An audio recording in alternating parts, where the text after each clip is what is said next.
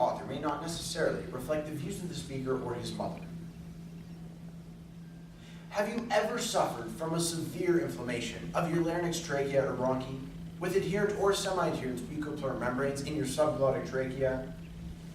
If so, you probably had membranous laryngotracheal bronchitis, or if you're unfamiliar with the medical term, membranous croup. However, I doubt any of you have had membranous croup because you're not dead. However, if you fail to laugh or prove unresponsive during the rest of the speech, I may have my doubts, and you may be sent directly to the undertaker. Membranous croup is sweeping through the town, driving every mother mad with terror. It is in this setting that we find Mr. and Mrs. McWilliams discussing a seemingly small matter regarding one of their children. Experience of the McWilliamses with the Membranous croup by Mark Twain. Once again, the views of the author may not necessarily reflect the views of the speaker or his mother. I drew Mrs. McWilliams' attention to little Penelope. Darling, I wouldn't let that child be chewing that pine stick if I were you. My precious, where's the harm? Said she, but at the same time preparing to take away the stick, for women cannot receive even the most palpably judicious suggestion without arguing it. My love, it is notorious that pine is the least nutritious wood that a child can eat. Oh.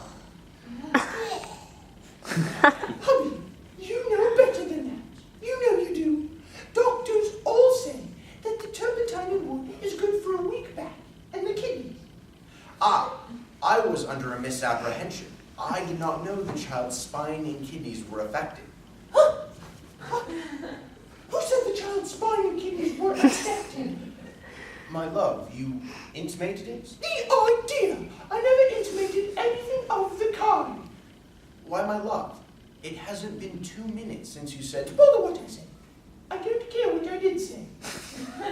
There isn't any harm in the child's chewing a bit of pine stick if she wants to, and you know it perfectly well. And she shall chew it too. So then. Say no more, my dear. I now see the force of your reasoning, and will go and order 2 or 3 cords of the best pine wood today. No child of mine shall want while I... Oh, please, go alone to your office and let me have some peace. A body can never make the simplest remark, but you must take it up and go arguing and arguing and arguing and arguing and arguing until you don't know what you're talking about. And you never do. She was gone with a flourish before I could finish and had taken the child with her. That night, she confronted me with a face as white as a sheet. Oh, Mortimer, there's another. Little Georgie Gordon is taken. Membranous croup. Membranous croup. Is there any hope for him? None in the wide world. Oh, what is to become of us?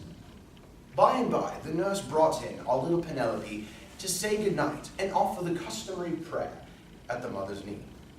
In the midst of now I lay me down to sleep, she gave a slight cough. Now I lay me down to sleep. My wife fell back like one stricken with death, but the next moment she was up and brimming with the activities which terror inspires.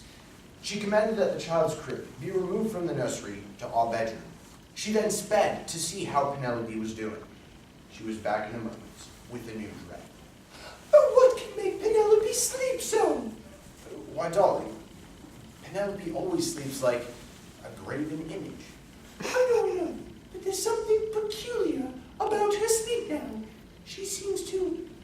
Oh, why, she seems to breathe so regularly! Oh, it's dreadful! But, my dear, she always breathes regularly. Oh, I know, but there's something frightful about it now! The coachman arrived from downtown with the news that the physician is ill and confined to his bed. Well, the doctor must have sent medicines. Certainly, they are here. I was only waiting for you to give me a chance. Well, do give them to me. Don't you know that every moment is precious now?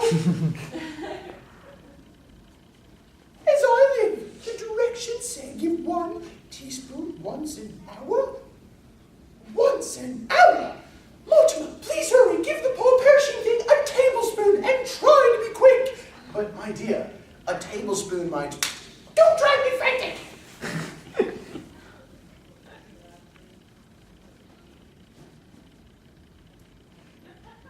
Oh, I know she can't live till morning.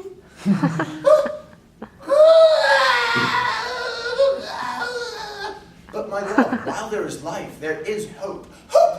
Hope! Mortimer, you know no more of what you're talking about than a child unborn. Mortimer, a tablespoon every half an hour.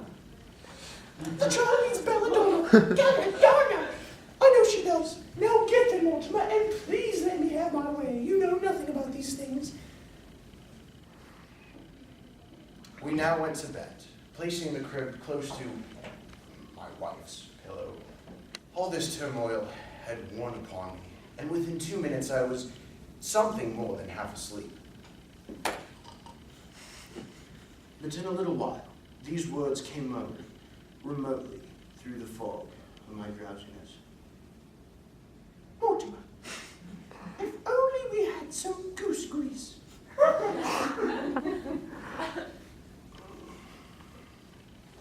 dragged myself out and stepped on a cat, which responded with a protest and would have got a convincing kick. Oh, if the chair had not got it instead.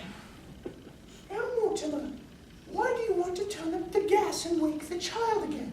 Because I want to see how much I am hurt, Caroline. Well, look at the chair, too. I have no doubt it's ruined. Poor cat. Suppose you had... I am not going to suppose anything about the cat. Now, Mortimer, I should think you'd be ashamed to make a remark like that. It is a pity you cannot do the few little things I ask of you at such an awful time as this. There. I will do anything you ask. Where is the goose grease? On the mantelpiece in the nursery. Oh, I fetched the goose grease, and presently fell asleep once more. Mortimer, I so hate to disturb you, but I feel a draft, and this room is still too cold for me to try and apply this stuff. Would you mind lighting the fire? Oh, I dragged myself out and lit the fire.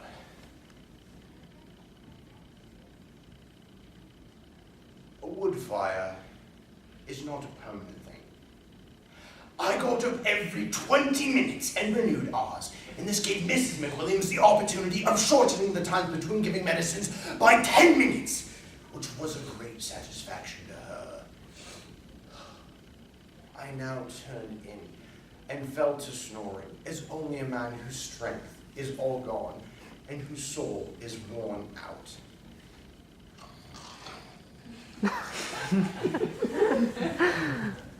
It's all over! All over! The child's perspiring! What shall we do? Oh, I don't know what we ought to do. Maybe if we scraped her and put her back in the draft. Oh, idiot! Go for the doctor! Go yourself! Tell him he must come, dead or alive! I dragged that poor sick man from his bed and brought him. He looked at the child and said,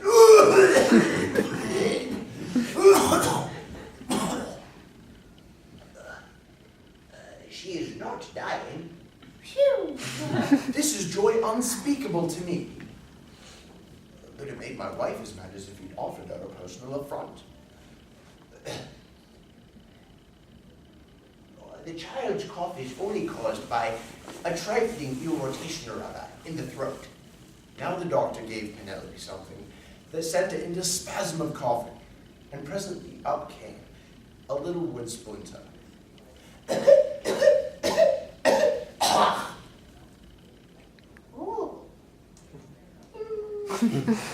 This child has no membranous croup. She has been chewing on a bit of pine shingle or something of the kind, and has got some little slivers stuck in her throat. They won't do her any hurt. And since that time, there is one episode in our life which we